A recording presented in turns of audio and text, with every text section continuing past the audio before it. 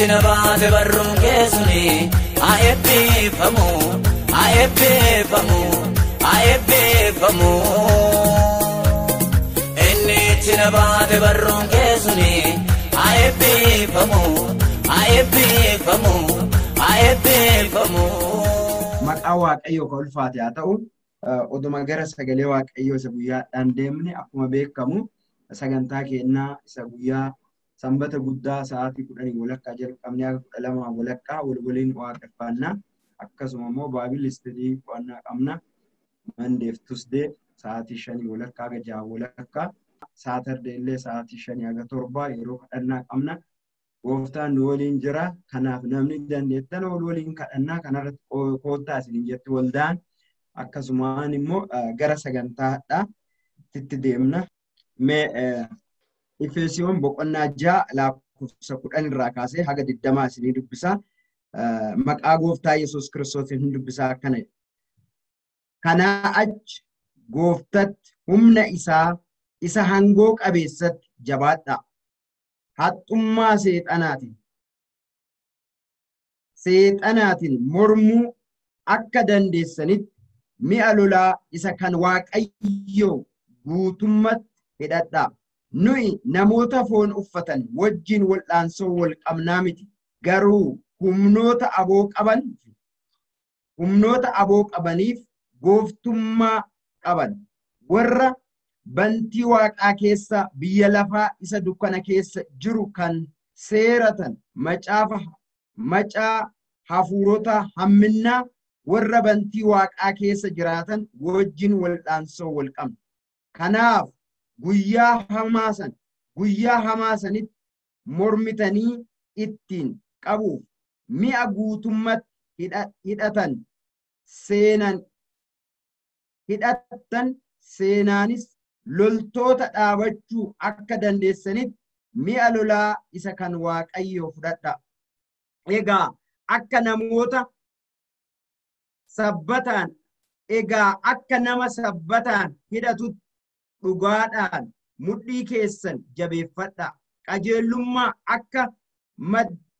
akka madda sibiilaatti uffadhaa dhaabadhaa. Akka nama kophee kaayyatetti wangeela nagaa fudhattanii isa lallabuudhaaf qophaayaa. Kana hundumaa irrattis amantii akka gaachanaatti fudhadhaa. Isa xiyyaa isa hamaa san warra bobaa adeeman dhaamsuu hin dandeessu.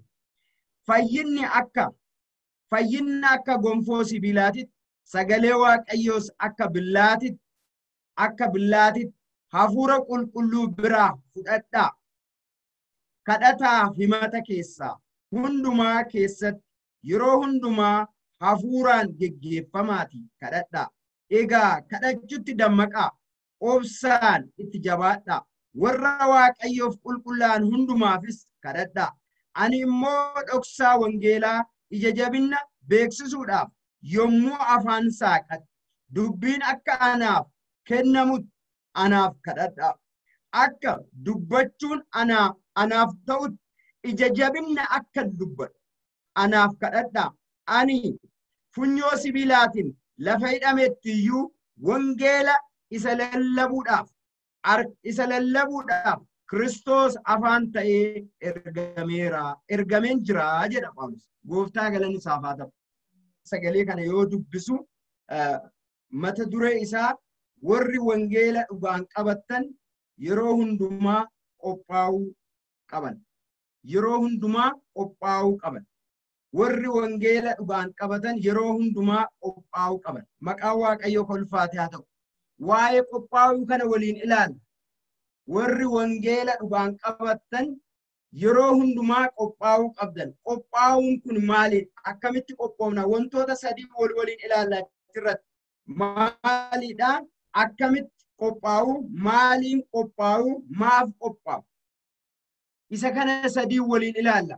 Warri wangeela dhugaan qabatan yeroo hundumaa qophaa'uu qabdanii jedha. Qophaa'uu qabna. Qophaa'uun kun immoo akkamitti qophoofna? Maaliin qophoofna? Maaf qophoofna? Kana nu barbaachisaa jecha galanni ulfinni isaaf haa ta'u. Baay'een keenya hadha wangeela qabanneera. Wangeelli yeroo hundumaa wangeelli dhugaa, wangeelli jireenya, wangeelli nama ceesa maqaa Waaqayyo kolfaate haa ta'u.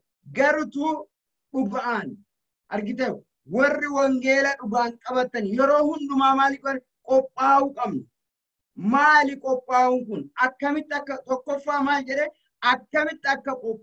akkamitti qophaa'u maaliin qophaa'u maaf qophaa'u akkaataan itti qophoofnu maaliif qophoofna inna maaliinis qophoofna mee isa jalqabaa akkamitti akka qophoofnu waliin ilaalla. Lakkoofsa 10 irratti akkana jedha kanaa achi gooftaan humna isaa isaangoo qabeessatti jabaadhaa jedha sagaleen Waaqayyo. Kanaa achi eega maal ta'an eega gara gooftaa dhufne eega maal ta'an eega fayyine maaliif jabaanne humna isaa isaangoo qabeessatti jabaadhaa jedha. Humni ka'eennuuti kan Waaqayyooti, hangoon ka'eennuuti kan Waaqayyooti. Isa kana maal ta'e jabaadhaa jedha maqaa Waaqayyo kolfaate haa ta'u. Kanaaf akkamitti qophaa'uun akka nu ta'u jabaatuu qabna. Akkamitti qophaa'uun humni kiyyaa miti humni kan Waaqayyooti. Hangoon kiyyaa miti hangoon kan Waaqayyooti. Isa kana maal godhuu qabna? Akkamitti akka qophoofnu dubbata sagalee Waaqayyo. Kanaaf sagalee Waaqayyo akkana jedha. Kadhatuut dubbifatuut dubbii Waaqayyootti jiraatuudhaaf dubbii Waaqayyootiin guutamuudhaaf hafuura qulqulluudhaan deddeebuudhaan kuni anarraa eegamu. Kuni tokko kennarraa eegamu. Kadhatuun tokko kennarraa eegamu. Dubbii Waaqayyootitti jiraatuun tokko kennarraa eegamu. Dubbii Waaqayyootiin deddeebuun tokko kennarraa eegamu. Hafuura qulqulluudhaan guutamuuf qopheessuun tokko kennarraa eegamu. Kanaaf akkamitti qophoofna? Warri wangeela dhugaan qabatan yeroo hundumaa qophaa'uu qabdanii akkamitti qophaa'a? Akkaataan itti qophaa'u maalidha? Humni kiyyaa miti, hangoon kiyyaa miti, humni kan Waaqayyooti, hangoon kan Waaqayyooti. Isa humna qabu, isa hangoo qabu kanatti maal godhuu qaba? An kadhatuu qaba. Dubbii Waaqayyoo nyaadhuu qaba. Maqaa Waaqayyo kolfaate haa ta'u.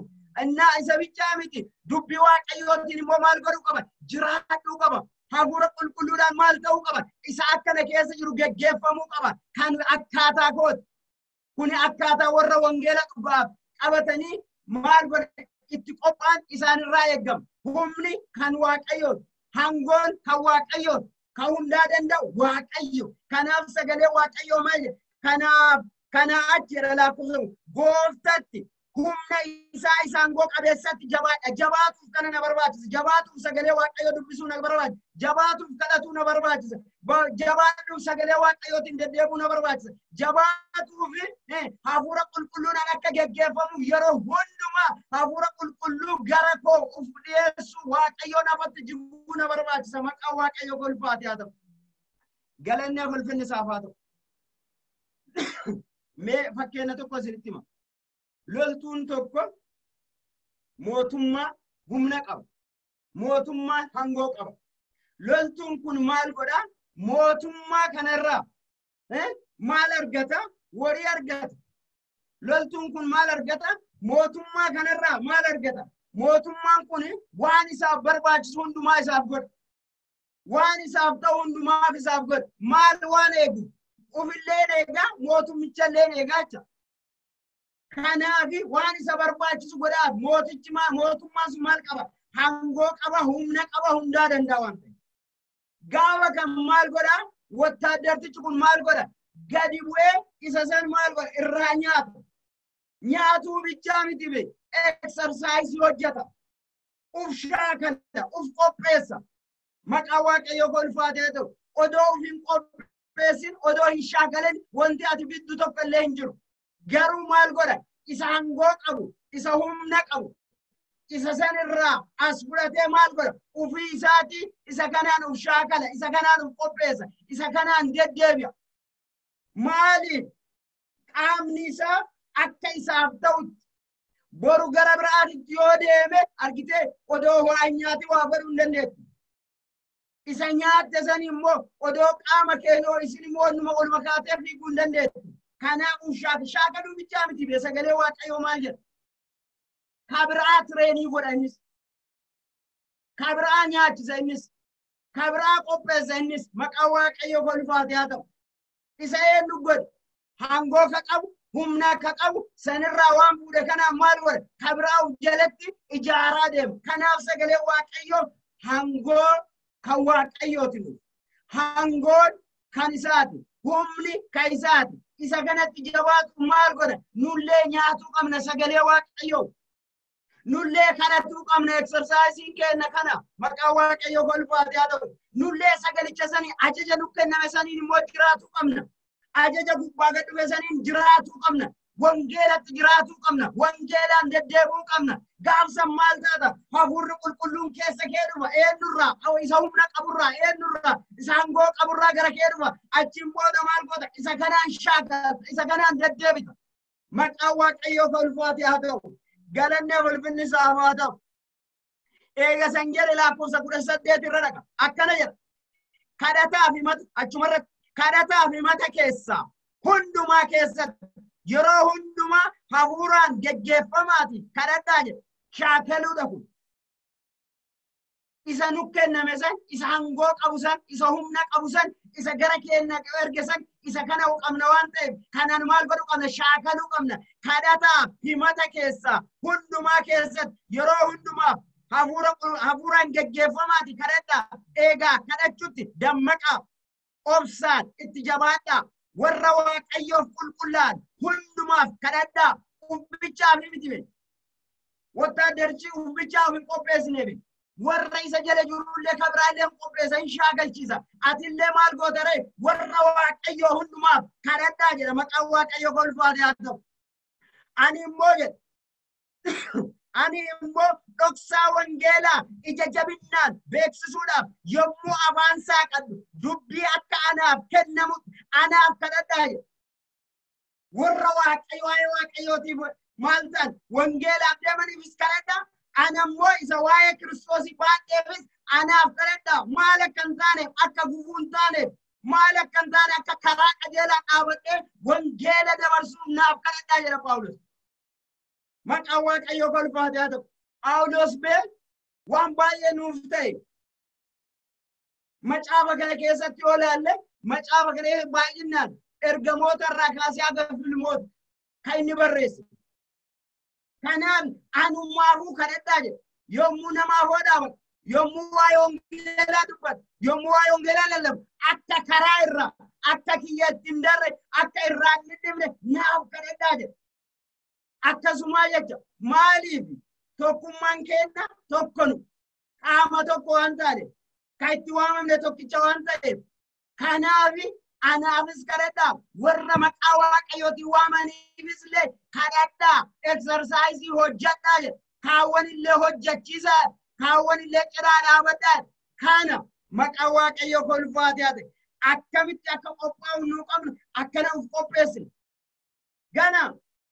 Gara lolaan nanne gana gara maaliin akka of qopheessinu nanne garutu amma nyaanna ufii kennaa nyaanna ufii kennaa itti shaakalna ufii kennaa itti deddeebina ufii kennaa nama ufii nyaatetu kabraa nyaachisa ufii kennaa immoo maal goona uf qopheessina qaama kenna maqaa waaqayyo golfaate haa ta'u. Kanaaf namni odoo ufii hin qopheessin ufiin qopheessin ufiiyyuu dhaabatuu hin danda'u. Kabraallee dhaabachiisuu hin danda'u. Kanaaf maal goota ufii keetii hin shaakalta. Ufii keetii dhaabata. Gaafa ufii dhaabate kabraallee jabeessita. Gaafa ufii dhaabate kabraatillee humna taata.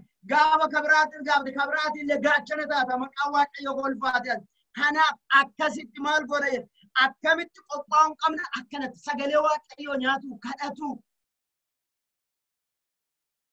Wangeela irra dhaabatanii jiraatu. Wangeelaan deddeebi'u. Wangeelaan kabanii godhannee waan hin taane lallabu miti. Wangeela gubbaa goonee jalaa waan biraa hojjetu miti. Wangeelaan deddeebi'u uf qopheessu, uf dhaabu, uf ijaaru, kabiraa ijaaru kun dirqama keenya maqaa waaqayyo golfaate haa ta'u.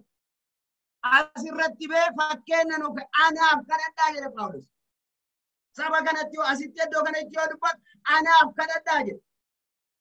Akka dubbii waaqayyoo karaa karaa gaariidhaan karaa qajeelaan ani dabarsu naaf kadhadhaa warra maqaa waaqayyootiin waamaniif illee kadhadhaa nama ofii jabaatetu nama ofii dhaabatetu nama ofii immoo maal godha uf dandeetu kabraatii kadhata mee achumarratti sagalee waaqayyoo boqonnaa 3 lakkoofsa 14 irraa 16 dubbisa dubbiin ijoo kiyyaa immoo 16 jirti egaa waa'ee kanaaf jilbiifadhee abbaa nan kadhadha sanyiin waaqa keessaa jiraatu sanyiin lafa irra jiraatu hundinuu isumaaf hin waamama isumaan hin waamama waa'ee namummaa keessanii isa keessaaf immoo abbaa akka badhaadhummaa ulfinna isaatiif karaa hafuuraa isaatitti humna guutummaa akka isiniif kennu nan kadhadha jedha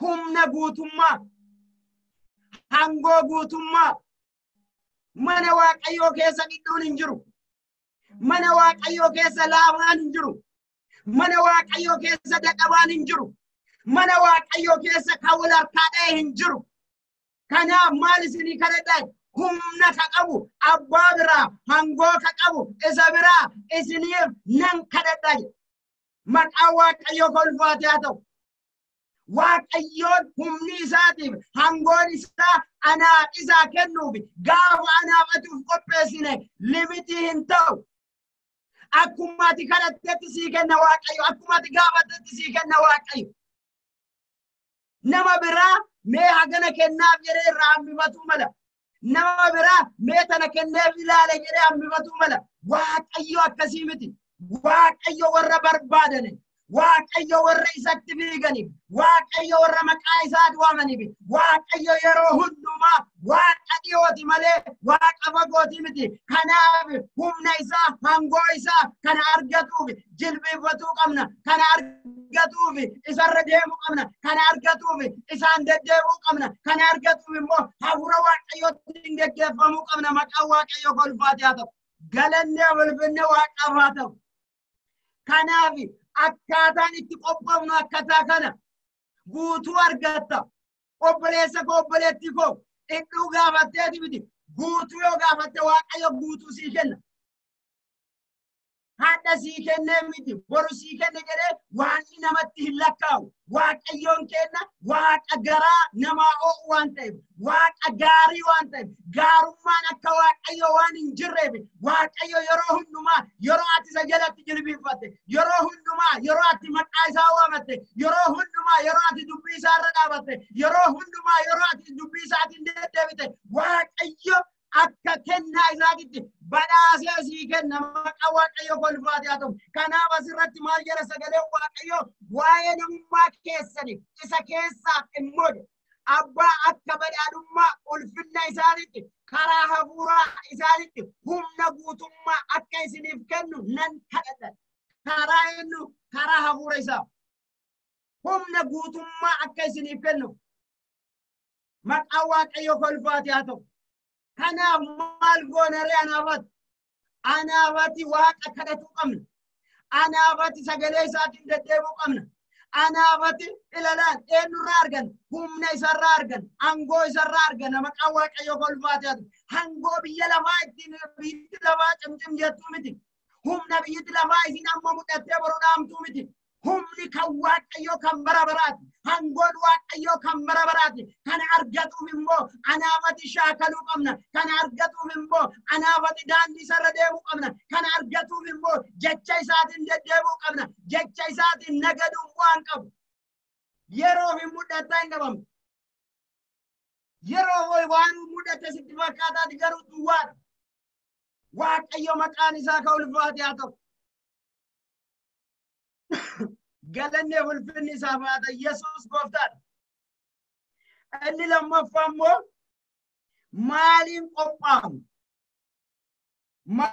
qophaa'uu qaban warri wangeela dhugaan qabatan yeroo hundumaa qophaa'uu qaban jenna inni tokkoffaa akkamitti qophaa'anidha inni lammaffaa immoo maaliin qophaa'an akkuma reefama fakkeenya kaa'e militarii maal ta'e maqaa waaqayyo kolfaatee biyya eeguuf ofis eeguuf maal godha warra aangoo qaburraa waan isaan kennu san fayyadamanii ajaja isaan itti dabarsan san fudhatanii maal godhan hin shaakalanii jecha hin qophaa'anii jecha gara meeshaan danda'amu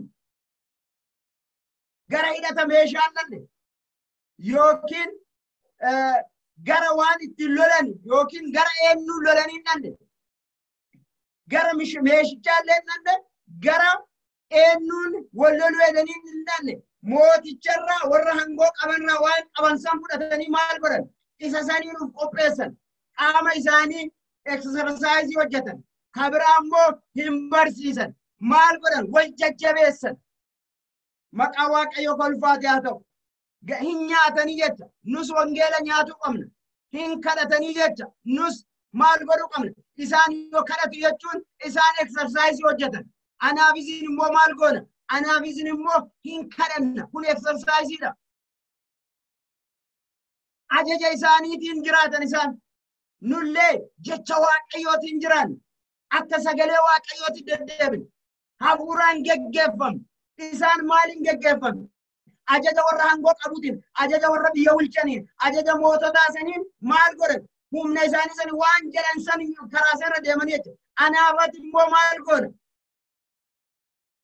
ajajni nu kennameera jechi isaa harka keenya keessa jira jecha isaa kanaan maal goona isa kanaan deddeebina isa kanaan dhaabanna isa kanaan ceena maqaa waaqayyo kolfaate haa ta'u kan nutti kenname kana kadhadhaa jedhe ani isiniif kenna na barbaada ani isiniif argama maqaa waaqayyo kolfaate haa ta'u qajeelummaa isaa jecha isaa irra qabanne ibiddillee asiin haa dhufu bakakkaalleen garanaan haa dhufu ka bakakkaa keessatti dabarsu jira waan ta'eef kanaaf nu maaliin shochoona nu immoo ajaja isaa nu kenna ajajni isaa maali wangeela qajeelummaan qabannee deemu ajajni isaa maali isa kadhatu ajajni isaa maali wangeelatti jiraatu ajajni isaa maali akka hafuura qulqulluutti guutamnu nurraa barbaada hafuura saniin geggeeffamnaa jecha galanni falfinni isaaf haa ta'u inni lammaffaa immoo maalidha maaliin qophaa'u boqonnaa jaalaa kuusun 11 irra gadi buutanii yoo ilaaltan mi'a lolaa isa kan waaqayyoo guutummatti hidhadhaa jedha wanti ittiin qophaa'an mi'a lolaa isa kan waaqayyoo guutummatti hidhatu inni duraa maal jedhe akkamitti qophaa'anidha inni lammataa immoo maaliin qophaa'an mi'a lolaa isa kan waaqayyoo guutummatti hidhatudha amma exercise hojjetuun as keessa hin jiru amma waa nyaatanii wannoo hedduun as keessa hin jiru amma kabraa shaakalchiisuun as keessa hin jiru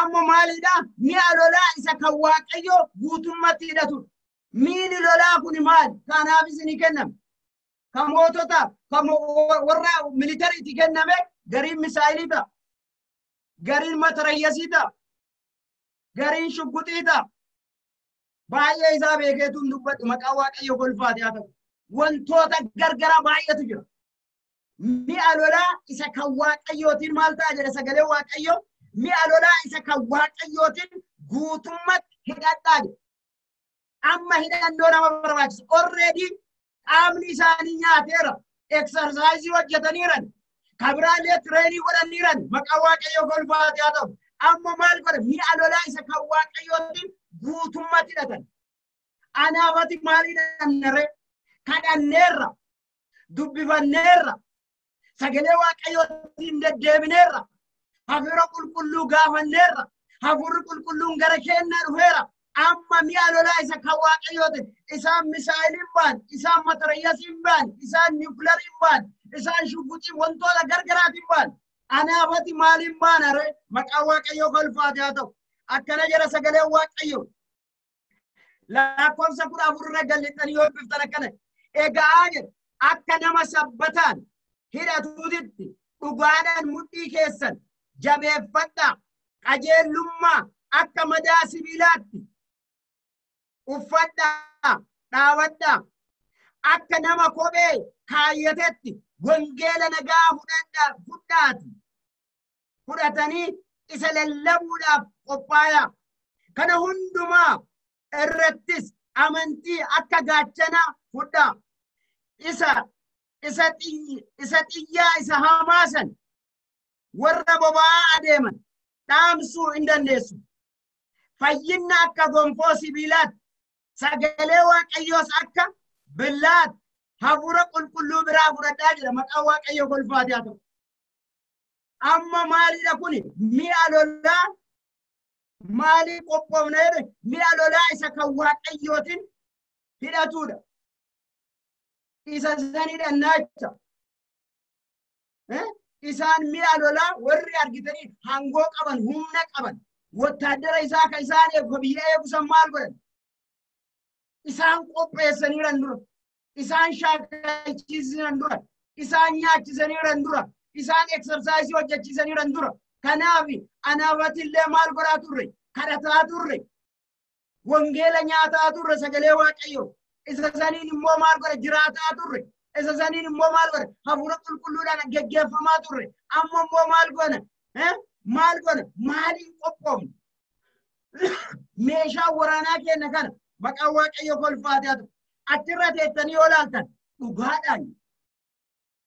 Dhugaan amma gadi baaneefat amma raasa gadi baaneef argitanii wangeelli na keessa jira. Kadhataa ture. Hafuura qulqulluudhaan guutameera. Amma maal godha? Dubbiin tokko natti dhufa. Wangeela asirra kaadhee jalaan kijibuu hin danda'u. Kanaaf waan sitti dhufu isa dhugaa ta'een dhugaa, isa soba ta'een soba. Kanaaf mana Waaqayyoo keessa teennee dhugaa jirru awwaal. Mana Waaqayyoo keessa teennee odoma arginu cadhimne.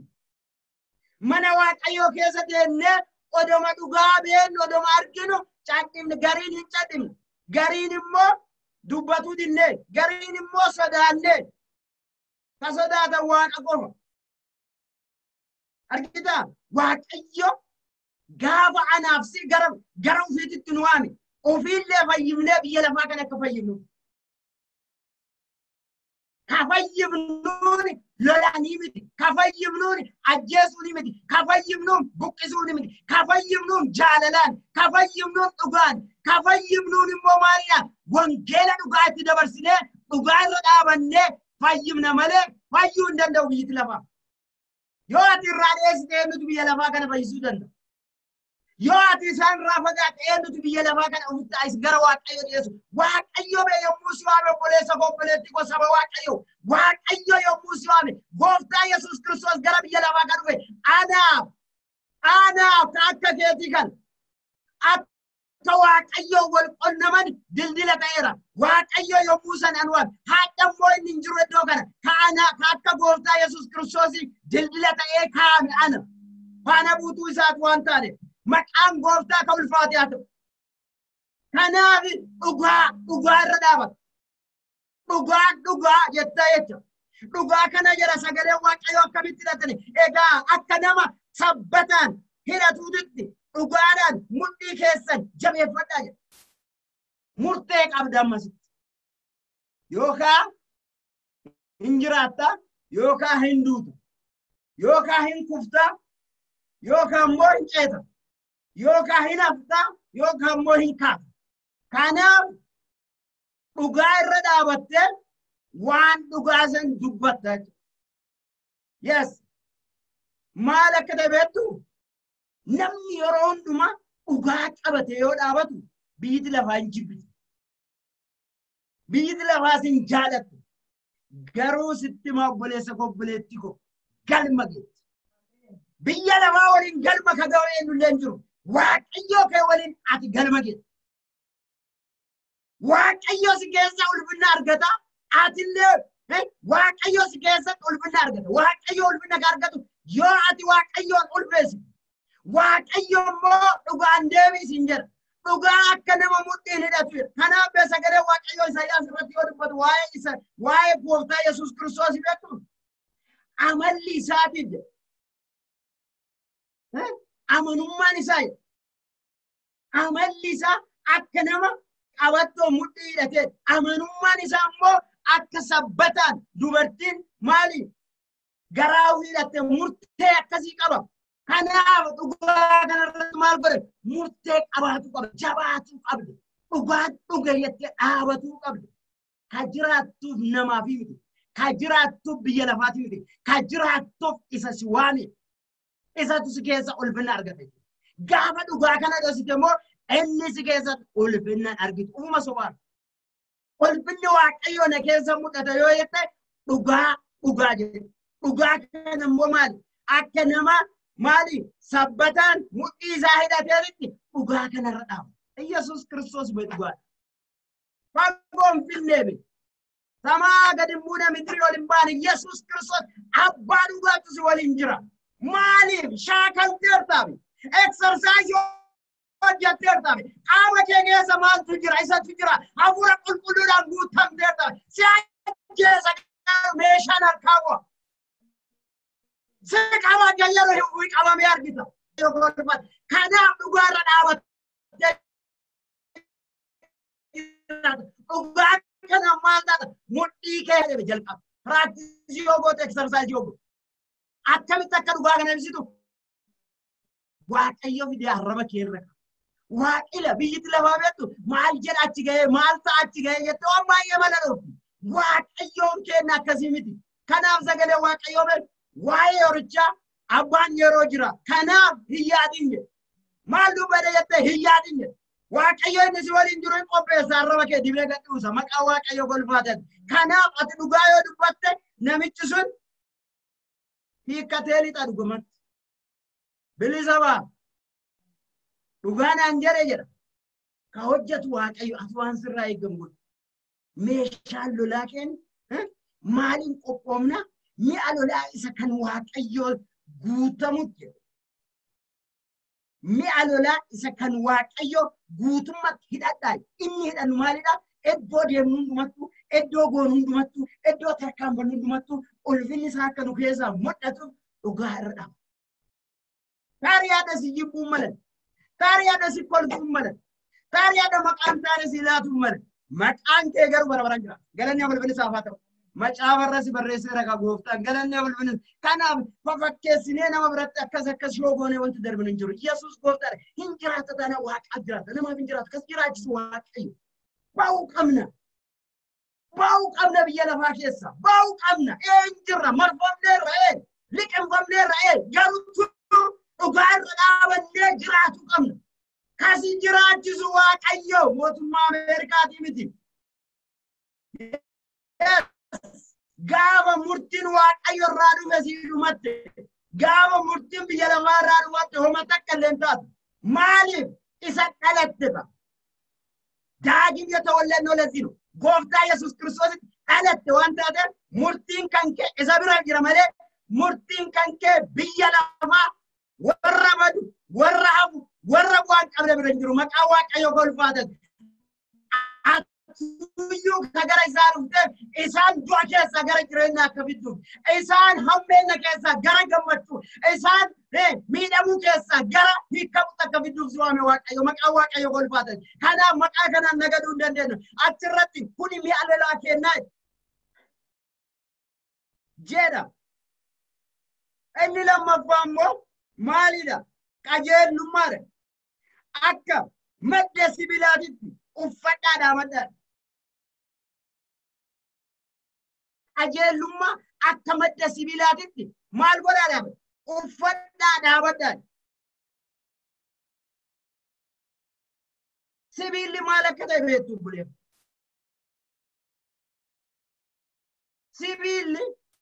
sibiilatu wanta isa muru jira malee anaafatti sibiila dabsuu hin dandeenye jabinna mul'isa bakka geette hundumattuu qajeelummaa waan qajeelaa dabarsa qajeelummaan jabinna mul'isa asirratti madda sibiilaa jedha uffadhaa dhaabadhaa jedha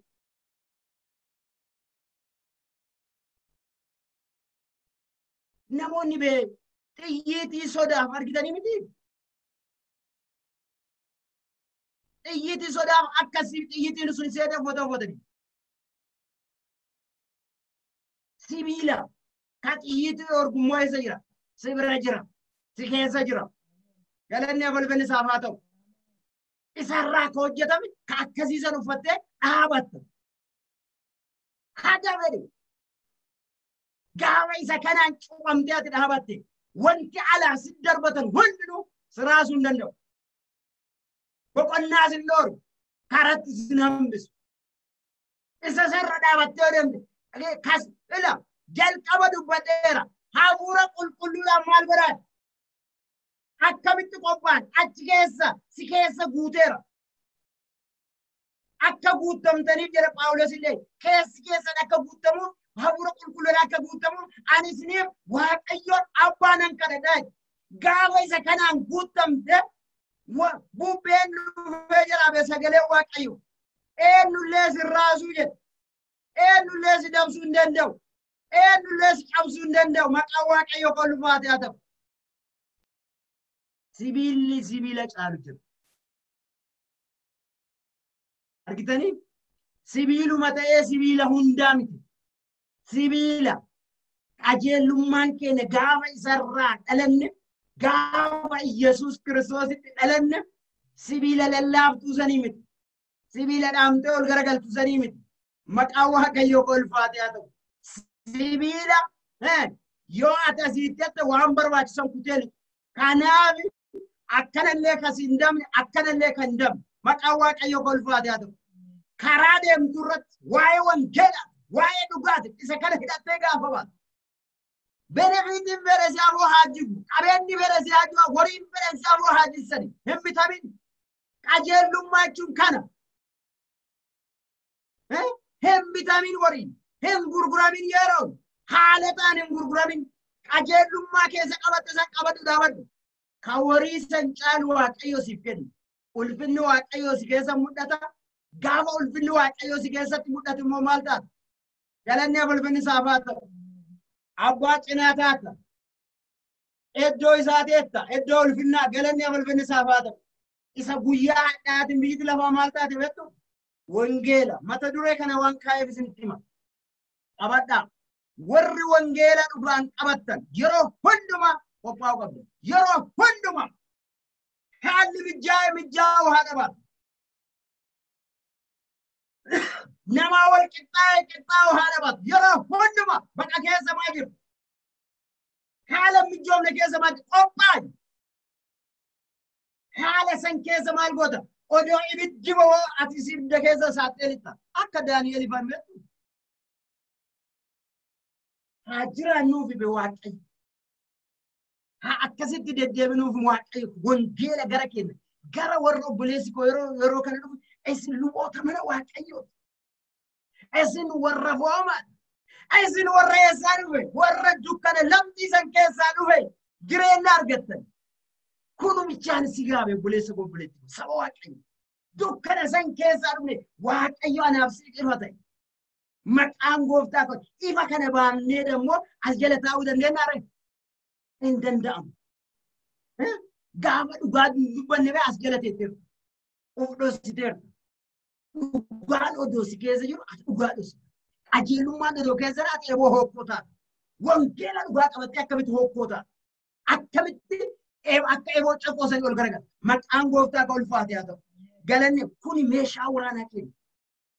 Kun koofin itti qopheessinu akkamitti akka yeroo sun isa kunimmoo maalidhaa maaliin qophaa'uu qabna meeshaa mi'a lolaa isa kan Waaqayyootiin misaayiliin kenna niwukileeriin kenna matarayyasiin kenna kana ka gaara garagalchitu as teettee Itoophiyaa maqaa Iyyasuusin herege aboo kana sii kenne be Waaqayyo isa ol ka'aa gaddeemu isa mudhataa dhabamu isa billiqilli jedhu kan maqaa Yesuusitti uffaa godhi jetta maqaa Yesuusitti hin godha Waaqayyo sababa Waaqayyo Waaqayyo amma haali keessa jiru raafamu keessa raafamna dhiphatu keessa raafina amantiilee nama shakkisiisan shakkii keessa abbaan barbaade shakkii keessa haa galu abbaan barbaade haa hidhamu Waaqayyo baa isin jedha yes inni ani waaqeffatu inni ati waaqeffatu Waaqa Waaqayyoodha. Waaqa mudaa hin qabne. Waaqa soba hin beekne. Waaqa dhugaadha. Waaqa qajeelaadha. Kanaaf abbaan barbaade eeboo cokkoo haa ta'u. Ati eeboo ceekoo san hin ta'in. Ati shaattaa isa jabaa san ta'in. Maaltu sirrii? Ija kee namarraa kaasee dhaabe sagalee waaqayyo.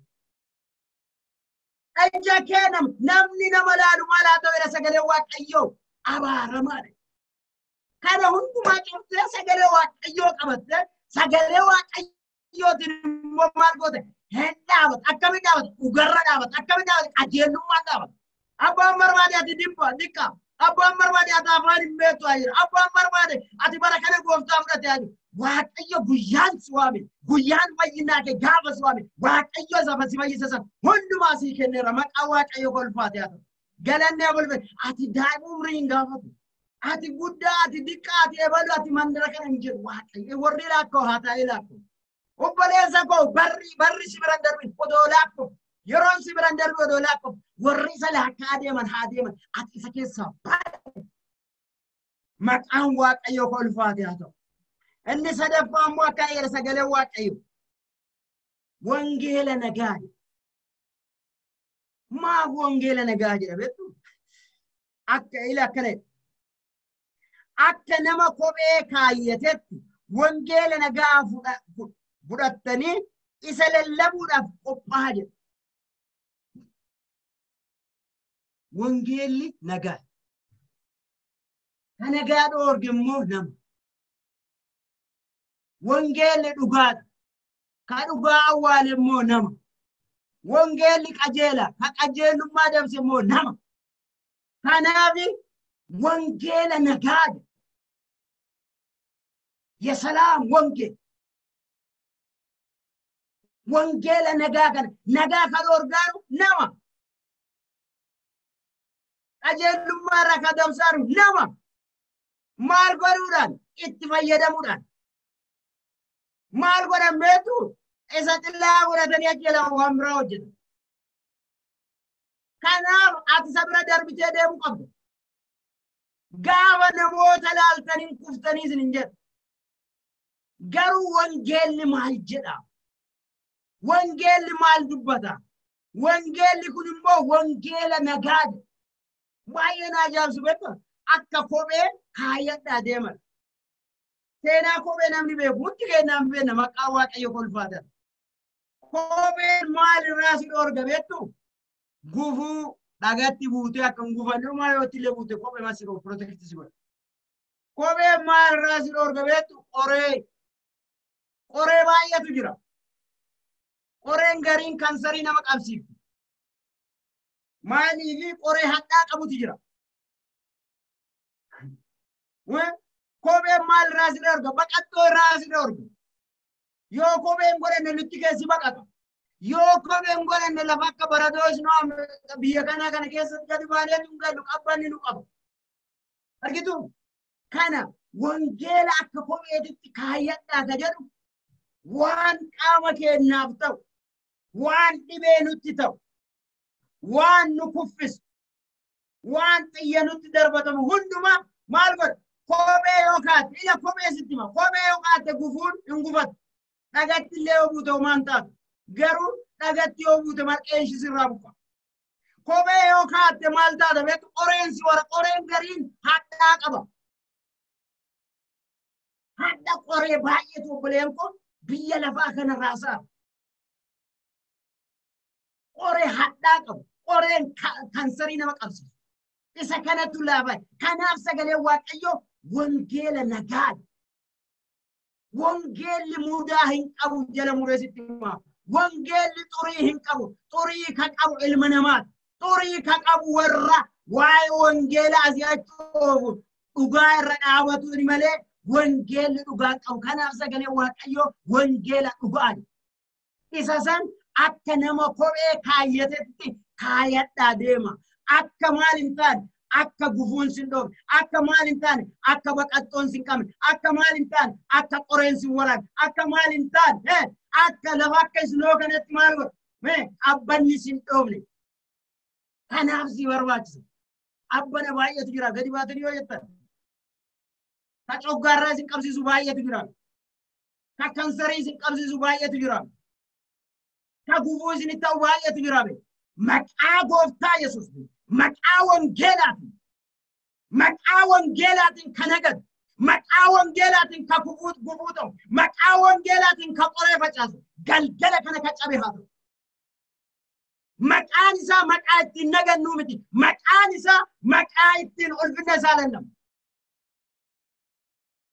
Yesuus maqaan isaa kan ulfaate haa ta'u kana wangeelli wanti jedhuuf qoree baay'eetu faca'eera biyya lafaa kana keessa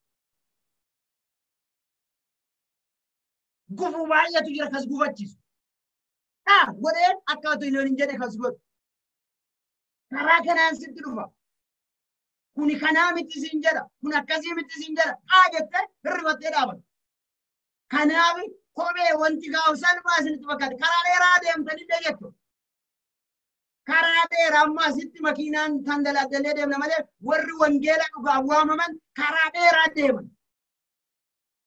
argitee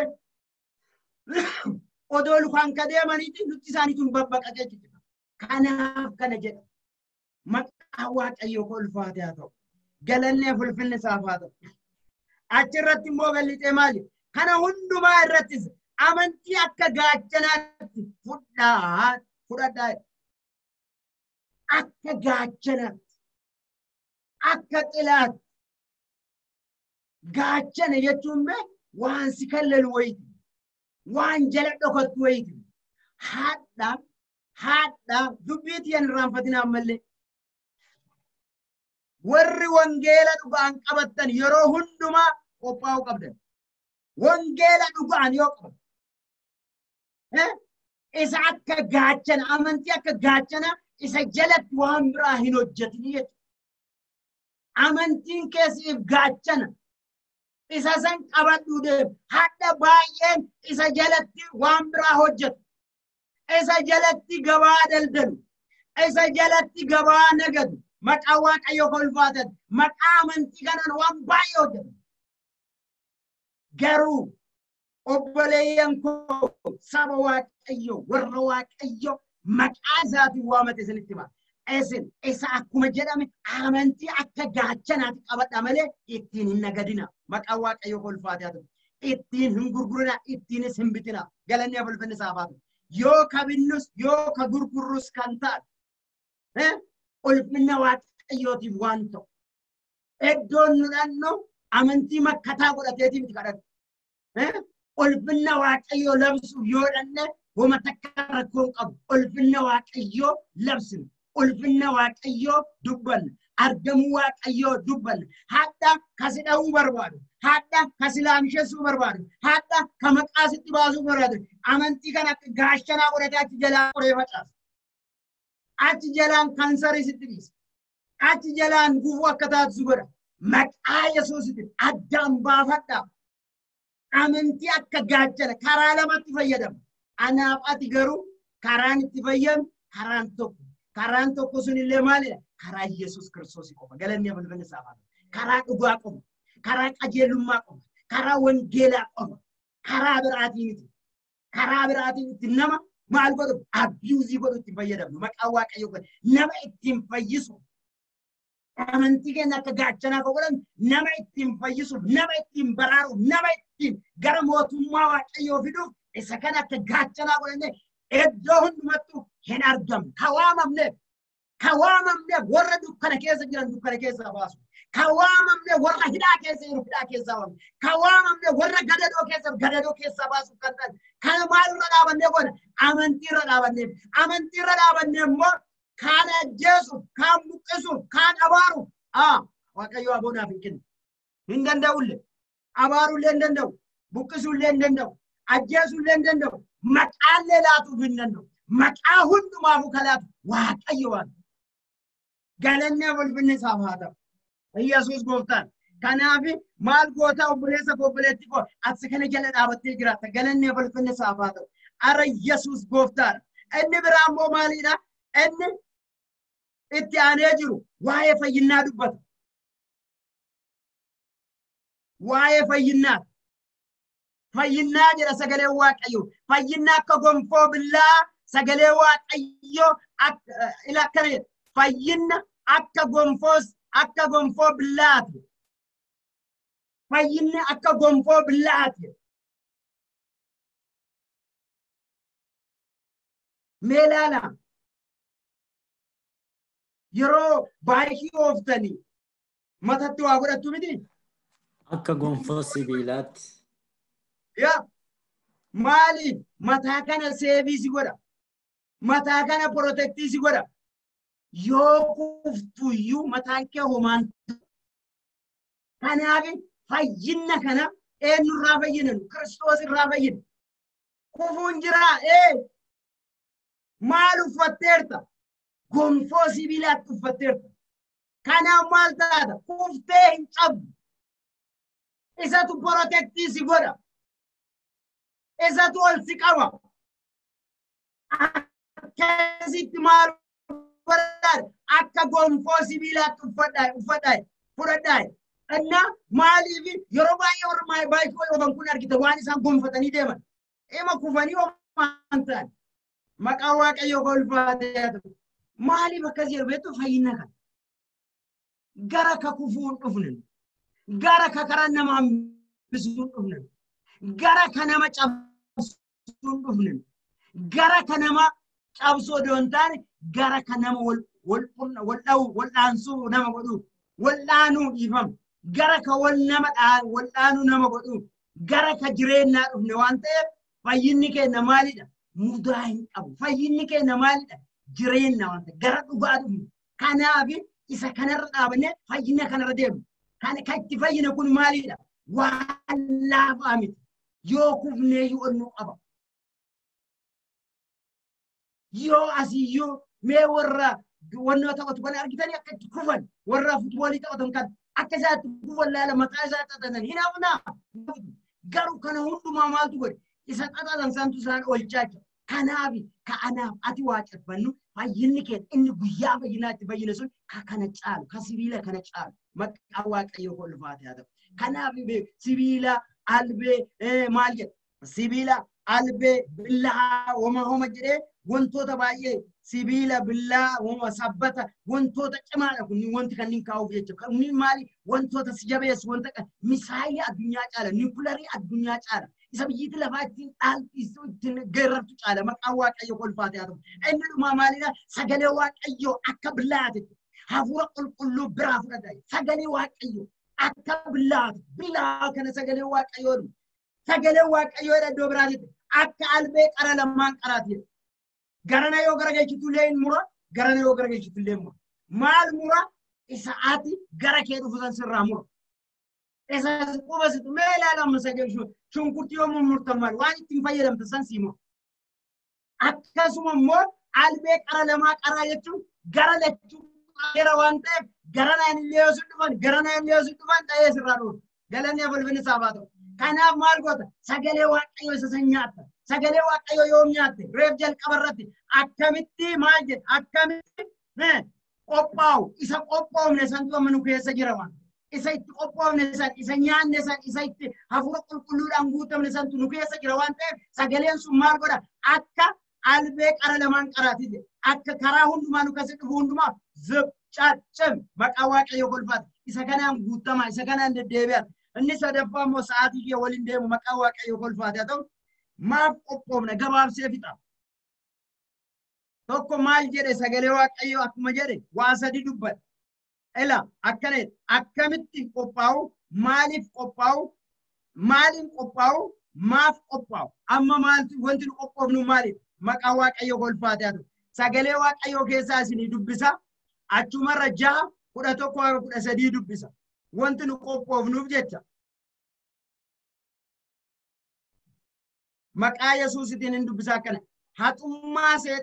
Haxummaa seexanaatiin mormuu akka dandeessan mi'a lolaa isa kan Waaqayyoo guutumatti hidhadhaa. Nuyi namoota foon uffatan wajjin wal'aansoo wal qabnaa miti. Garuu humnoota aboo qaban, gooftummaa qaban, warra bantii Waaqaa keessaa biyya lafaa isa dukkana keessa jiru kana seeratan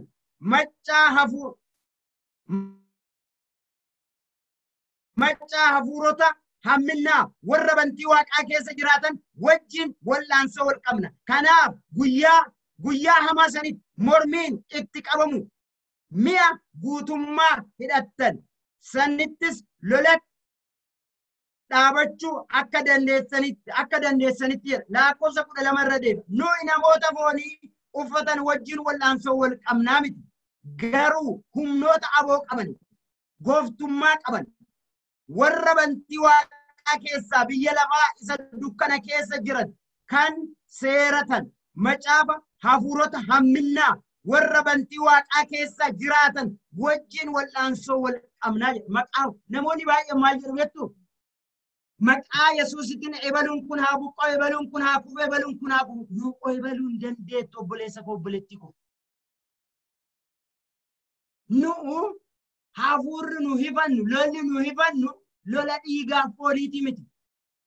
Lola hafuuraati. Akka jedhu sagalee nuyi namoota foon uffatan wajjin wal'aansoo wal qabnaa miti jedha. Wal'aansoon kenna ilaalamu warri biyya lafaa mootummaan biyya lafaa garaagarummaa nu qabnu kana mootummaan biyya lafaa eenyu wal qabdi warra foon uffatan waliin wal qabdi nama waliin wal qabdi galanni balballi saafaa ta'u kenna warra fooniif dhiigaan miti kan lolli kennaa hafuura hamaa isa duuba taa'ee lubbuu namaa dhangaleessu isa duuba taa'ee sammuu namaa nyaatu isa duuba taa'ee akka ati ol hin baane akka ati hin ceene akka ati ulfina waaqayyoon argine isa gadi si harkisu isa kanaa wal lollaadha maqaa waaqayyoo kolbu lolli kenna lola dhiigaa foonii miti lolli kenna lola hafuuraati yeroo baay'ee namoota maqaa kaasanii maqaa Yesuusitiin yeroo baay'ee saba maqaa kaasanii maqaa Yesuusitiin saba san keessa namatu jiraatu odoo namni jiraatu baate sabni sun hin jiraata maqaa Yesuusitiin saba akkanaa jedhaa maqaadhaa hin dandeenyu aboon qabnu maaliif saba san keessa namatu jira nama hifataarra jecha yoo maqaa saba kaafnu yoo maqaa namaallee kaafnu lola fooniitiif lola hafuuraatiif lola fooniitiif lola dhiigagaatiif jecha hojiin kenna waaqayyo kan waame garuu lola fooniitiif lola dhiigaatiif miti waaqayyo kan waame isa duuba taa'ee hojjetu lola hafuuraasa isa addunyaa kana biti isa biyya lafaa kana meeshaa godhatee deemu kanaaf nu waame garaagarummaan kenna kana isaan kan lolan lola dhiigaa fooniiti mootonni biyya lafaa isinitti hima nu immoo isaanii miti fakkeen nama fudhannee saba kana maqaa Yesuusitiin bakka hin dandeenyu saba keessa namatu jira odoo namni hin jiraanne sabni hin jiraatu kanaaf nu ka godhuu qabnu hafuuricha ummata keenya fixaaru hafuuricha saba keenya fixaaru hafuuricha biyya keenya irra kan hojjetaaru maqaa Yesuusitiin heduu dandeenya isa mootummaa biyya lafaa akkana jedha biyya lafaa kana keessa haga jirru jedha akkana biyya lafaa kana keessa haga jirru lolatu jiraa jedha haga biyya lafaa kana keessa jirru lolli jira lola kana moo'uuf immoo lola kana maal godhuu qabna lola kana moo'uuf qophaa'uu qabna galannee ulfinni saafaa ta'u maqaa waaqayyoo ulfaate haa ta'u achuma irratti illee maal jedha lakkoofsa 13 gara dhumaati irratti isaan xiyya isaan isa hamaasan warra boba'an adeeman dhaamsuu hin dandeessu jedha yoo kana hidhattan yoo nagaa qabaattan yoo nagaa hidhattan yoo qajeelummaa qabaattan yoo maal taatan wangeela dhugaa qabaattan yoo maal taatan yoo amantii qabaattan yoo maal taatan yoo fayyina qabaattan yoo maal taatan yoo sagalee waaqayyootiin geggeeffamtan isa xiyya hamaasan qabatee deemsan diiguu dandeettan buqqisuu dandeettan jecha maqaa waaqayyoo ulfaateetu fayyinni keenya akkanumaanii miti amantiin keenya akkanumaanii miti wangeelli keenya akkanumaanii miti dhugaan nu qabanne akkanumaanii miti qajeelummaan nu qabanne akkanumaanii miti kana hunda kun meeshaa lolaa keenya kun meeshaa waaqayyo nu kenne isa kana yoo qabanne maal godha diiguu dandeenya jecha isa maal ta'e isa hafuura biyya lafaa kan hafuura anaafsi duubatti qabu hafuura anaafsi gufuu ta'u hafuura anaafsi dadhabsiisuuf deemu maqaa waaqayyo ulfaate haa ta'u galannee ulfinni isaaf haa ta'u Yesuus gooftaadha ergaa Phexros 1:5-8 dubbisee sagantaa kiyya asumarra dhaaba ergaa Phexros isa duraa boqonnaa 5 lakkoofsa 8-9 akkana uf qaba dammaqas seexanni hammajaajin keessa akka leencaa yeroo beela'utti aadaa naanna'utti nama liqimsuu barbaade in naanna'a. Dhiphinni sanyii isaa kana keessan dhiphinni sanyiin isaa kan keessanii kun obboloota keessan warra guutummaa biyya lafaa keessa jiraatan akka dhufu beekaati warra amantii jabaatan ta'a seexanaanis mormaa jedha galanni ulfinni isaaf haa ta'u. Jabaadhaa isa naannoo keessan akka leencaa bookkisu isin nyaatan jenne in bookkise humna qaba lafa kanarratti aboo qaba lafa kanarratti argitu hin leenci isa akka leencaa waan jabaa wayiti naannoo keessan deemaa bookkisu kana maal godhan aboo qabde kana jabeessaa hifadhaa jedhe maaliif inni biyya lafaa kana bite waan ta'eef inni biyya lafaa kana kontroolii godhe waan ta'eef akka leencaa bookkisaa deemu kana maal godha isa kana dammaqaa jabaadhaa maqaa waaqayyoo golfaataa ta'u. Gaafa amantii kennaan maal taate qophoomnee dhaabanne kana godhuu dandeenya. Kan akkamitti akka qophoomu maaliin akka qophoomu maaf akka qophoomu kana beekuu qabna. Gaafa kana beenne hin jiraanna galanni ulfinni isaaf haa ta'u. Addaan baafannee yoo beenne maal godha irra aansota taana gooftaa galanni isaaf haa ta'u. Mee waaqa kadhanna. Yaa Waaqayyo abbaa keenya waaqa jiraataa waaqa hundumaa dandeettu gooftaa waa'ee guyyaadhaatiif galanni ulfinni siif haa ta'u. Yaa Waaqayyo ati hundumaan oli ati hundumaa dandeetta ati hundumaa argita.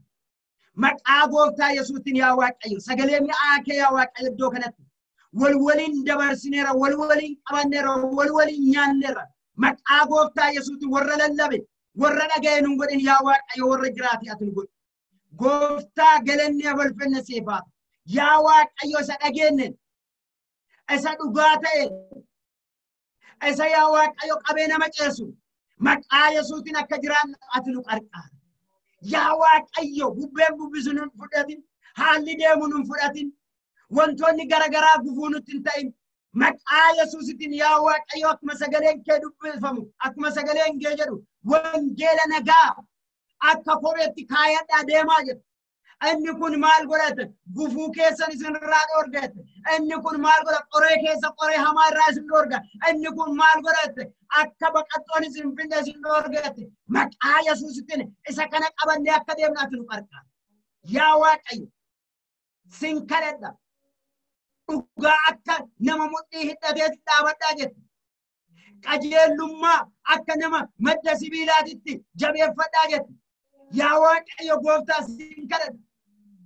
Amantii keessan akka gaachanaatitti fayyinna akka gonfoo sibiilaatitti jette sagalee Waaqayyo akka billaatitti qabadhaa dhaabadhaa jette maqaa Yesuusiin yaa Waaqayyo kun meeshaa lolaa kenna.